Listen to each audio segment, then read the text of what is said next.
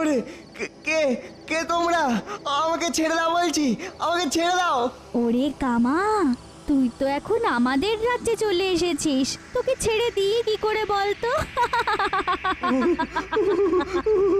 তুমি তুমি আমার নাম জানলে কি করে? নাম জানলে কি করে?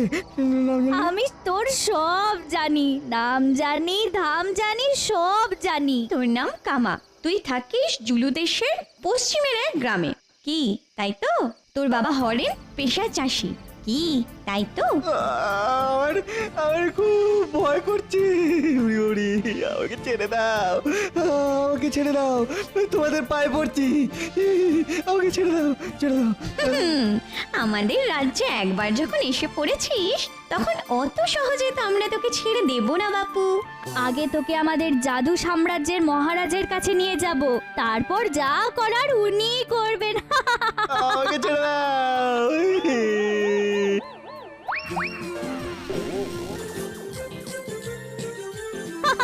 আমাকে ছেড়ে দাও,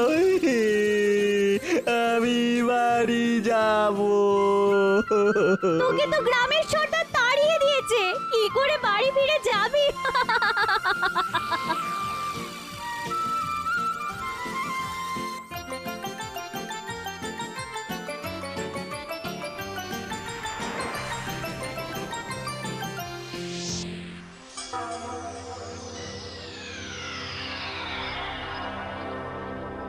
প্রণাম মহারাজ। হুম হুম গিলি গিলি ছু।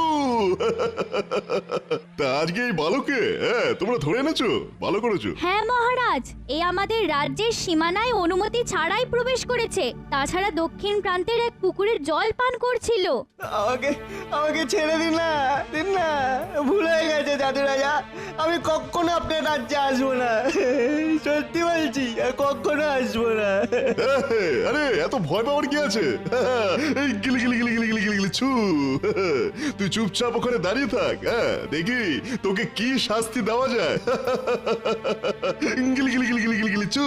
আমি আমি কিছু করিনি জাদু রাজা, আমাকে ছেড়ে দিন।